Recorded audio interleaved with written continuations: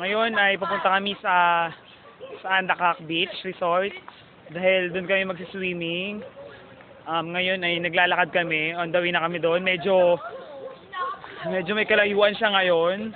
Kaya ayan, nakita nyo kami, naglalakad sila.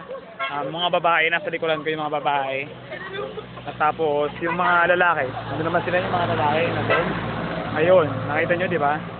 So, may medyo malapit-lapit na siya. Ay, malayo pa pala kasi wala pa kami dun sa may dulong ganon.